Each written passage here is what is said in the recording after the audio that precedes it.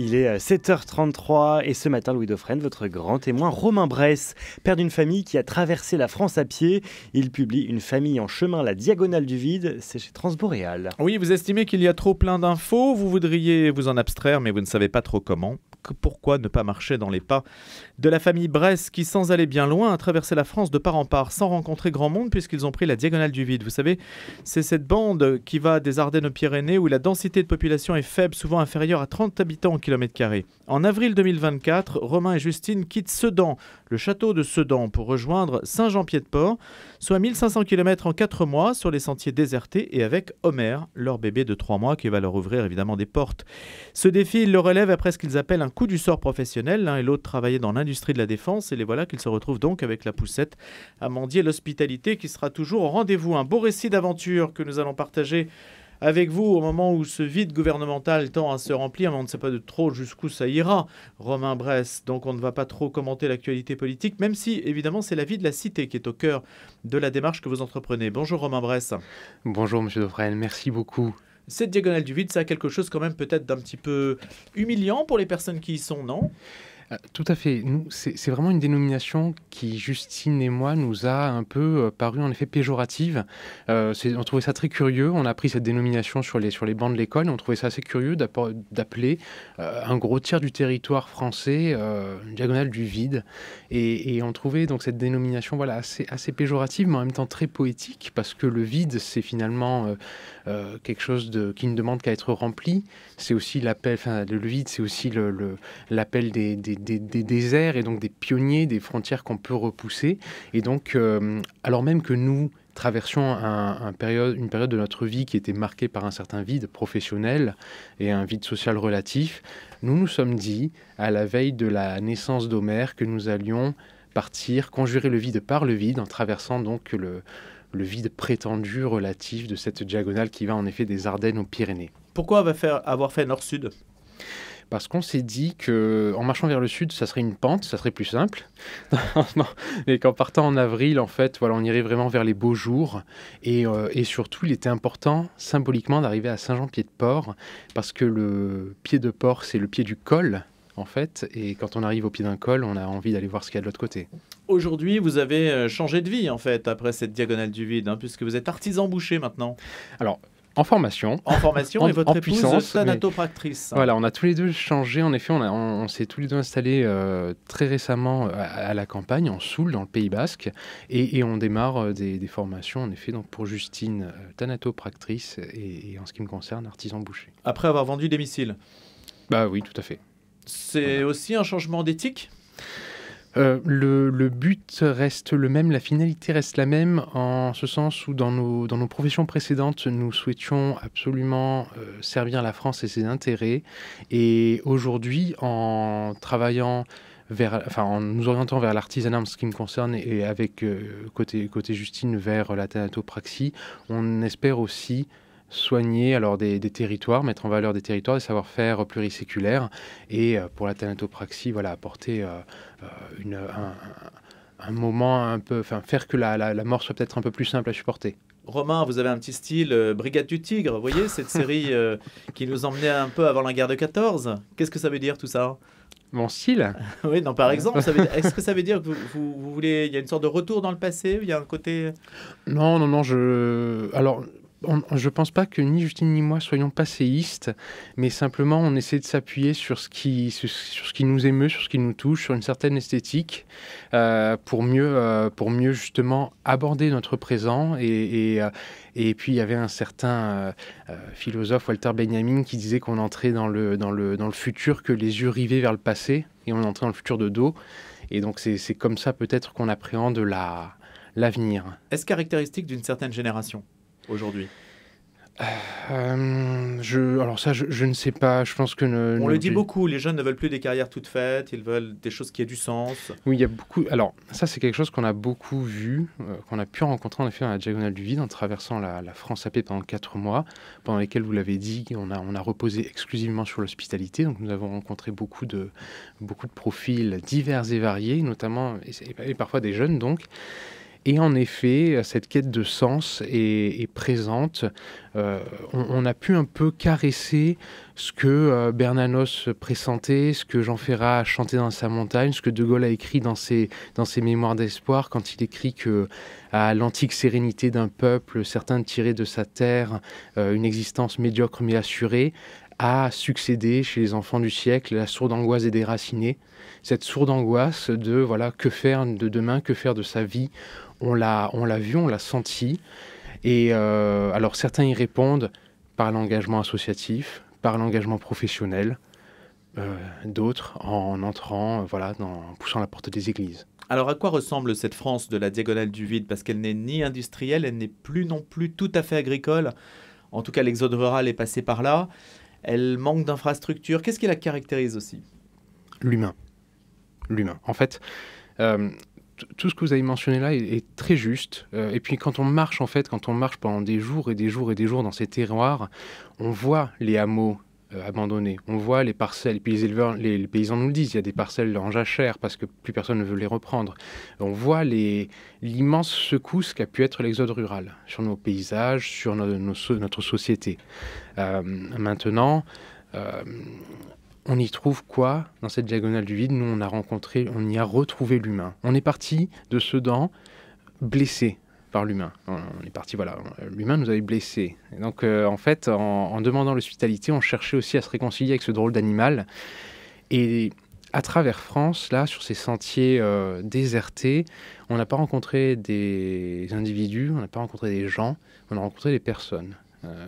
Des personnes avec qui ont une histoire et qui portent, chacune à leur manière, un profond amour de leur terroir et qui sont pleinement engagées à le faire vivre malgré toutes les difficultés qu'elles rencontrent. Vous avez entrepris cette aventure au moment de la dissolution? Oui, alors je crois qu'on a appris la dissolution de l'Assemblée, on était à Trégnac, en Corrèze, je crois qu'on venait de faire notre entrée en Corrèze. Et on a appris ça à la radio, justement, parce qu'on essayait quand même de temps à autre, outre en écoutant et en lisant la presse quotidienne régionale, en écoutant ce qui pouvait se dire dans les troquets, eh bien on écoutait de temps à autre la radio pour être un peu à l'écoute des échos du monde, mais finalement ces échos sont très adoucis par la distance qu'il peut y avoir entre la campagne et tout cette vie politique très active. Ça n'a pas chamboulé tant que ça les personnes que nous avons pu croiser. Alors si, ça a pu amener une certaine question logistique pour les maires qui ont dû très vite organiser des élections avec des moyens qui sont parfois les leurs et qui sont assez réduits dans des petits villages. Mais sinon, voilà, ces turpitudes ne mettaient pas en mal, en tout cas, l'engagement associatif, culturel, professionnel, associatif, religieux.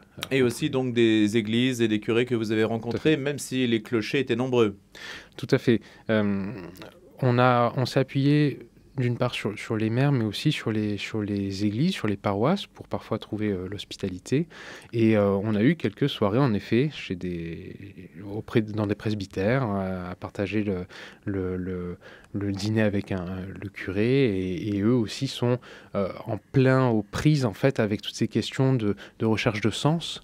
Comment répondre à ces jeunes, parfois moins jeunes, qui se pressent devant l'Église en quête de sens, et comment répondre à ces questionnements, et qui prêtres aussi qui sont aux prises avec donc le fait que voilà, les paroisses s'agrandissent, qui doivent parfois gérer 50, 60 clochers, et leur vocation, leur quotidien évolue à eux aussi, parce que forcément, quand on doit couvrir eh bien, une cinquantaine d'églises, on fait beaucoup de routes, donc ça c'est une évolution de la vocation qui est marquante. Car c'est la voiture qui caractérise beaucoup ces territoires. Sans la voiture, évidemment, c'est la mort sociale pour beaucoup. Ah oui, ça c'est clair. Romain Bresse, vous êtes passé par le Morvan. Il s'est produit quelque chose dans le Morvan, qui est l'une des régions les plus sauvages en France, au demeurant, le Morvan. Oui. Et magnifique région, mais elles sont toutes magnifiques, on pourrait le dire d'ailleurs.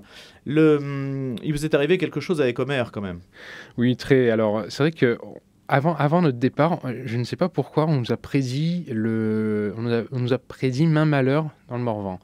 Les gens devaient confondre Morvan et Mordor, mais en fait, c'est vrai que nous, on est parti très fleur au fusil avec Justine, avec une énorme poussette. On s'est dit, non, mais la poussette, les pneus 20 pouces, ils tiendront, on ne prend pas de rustine, rien du tout. Et en fait, il a fallu qu'on attende d'être en plein Morvan, en plein dimanche, pour que, patatras, notre poussette crève. Et donc là, moi, j'étais ratatiné, je pestais, parce que où trouve-t-on des pneus de 20 pouces dans le Morvan un dimanche? Et alors, Justine est toujours très positive, très optimiste. Elle dit, non, mais on trouvera. Et il se trouve que nous arrivons à Brassy, un village du Morvan, magnifique village, Morvandio. Et on arrive en pleine fête du vélo, en pleine bracyclette. Et alors là, le village compte 200-300 habitants. Je crois qu'il y avait 600 cyclistes qui se sont tous précipités quand on est arrivé pour essayer de coller une rustine sur notre poussette qu'on avait baptisée Nestor. Et donc c'est une anecdote qu'on aime à raconter parce que c'est un peu la preuve que quand on s'abandonne un peu, en fait, le pire n'est jamais certain. Voyager avec un bébé, Romain, ça ouvre des portes, on vous regarde différemment. Ça ouvre des portes, déjà, je dirais que pour nous, en tant que jeunes parents, parce qu'on est parti, c'était notre premier enfant, nous apprenions beaucoup. Déjà, il nous réapprenait la marche quelque part. On avait beaucoup à apprendre avec lui. Ça a été aussi notre moteur, bien sûr, notre dose supplémentaire de motivation. Et il est vrai que symboliquement, ça faisait sens aussi pour nous de l'amener traverser ces territoires, ces hameaux, à la démographie vacillante, avec les écoles qui venaient de fermer. Et il nous a ouvert des portes, c'est sûr, des portes chez des jeunes, chez des moins jeunes. On a connu quelques soirées chez des octos, voire nonagénaires. Mais des bébés, vous n'en avez pas beaucoup vu.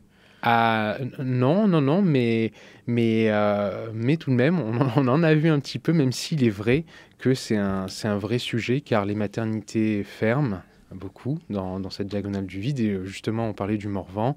On se souvient d'échanges importants du côté d'Ouvrons en Morvan sur comment finalement aujourd'hui on peut accoucher quand on habite dans des territoires relativement reculés.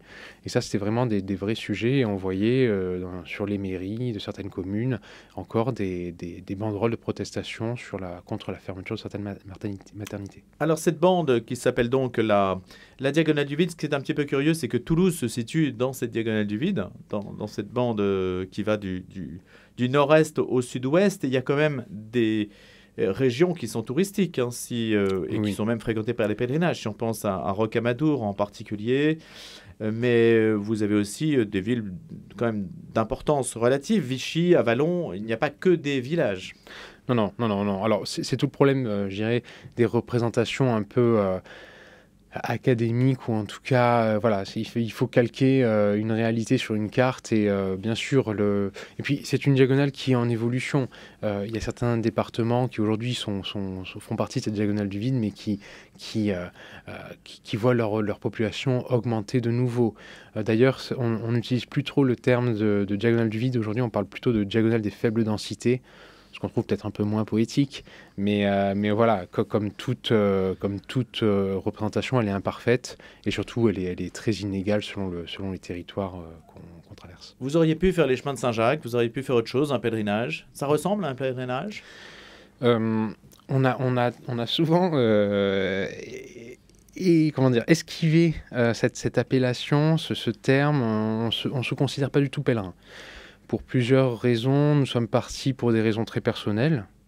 Alors même si nous partions avec la soif de découvrir notre pays, que nous ne connaissions pas, et on n'a toujours pas forcément la prétention de le connaître, mais voilà.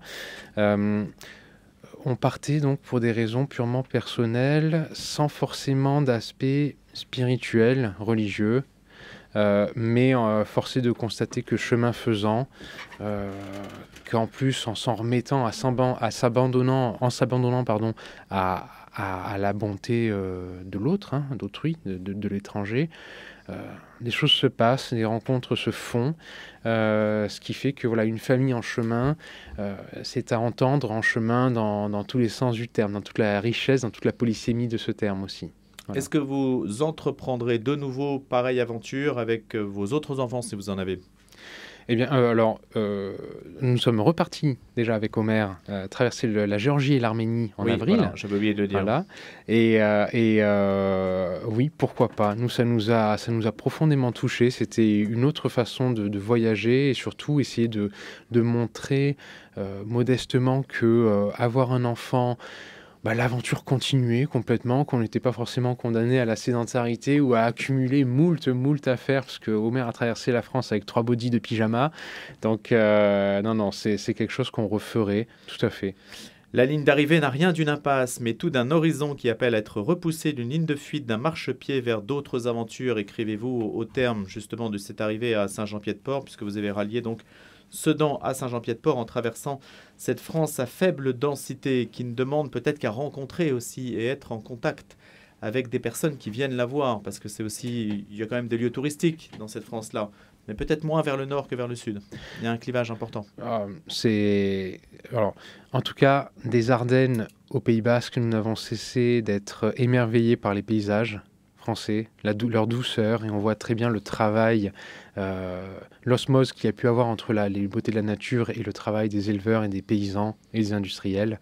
Mais oui, c'est une France qui n'a cessé de nous ravir, que ce soit des Ardennes aux Pyrénées-Atlantiques. Des mentalités que vous avez vues différentes aussi d'une région à l'autre? Forcément. On a été absolument frappé et on est reconnaissant et on remercie encore une fois toutes ces personnes qui nous ont accueillis, parce que l'hospitalité en France, on en parle peut-être peu, mais c'est incroyable. Et il n'y a aucune stigmatisation de région à faire, enfin vraiment, que ce soit encore une fois de l'Est au Sud, c'était très émouvant. Un monde dans un seul pays pour la France et cette diagonale du vide, diagonale des faibles densités. Maintenant, c'est son appellation. Romain et Justine Bress, une famille en chemin aux éditions Transboréal. Merci Romain d'être venu nous voir. Eh bien, merci à vous.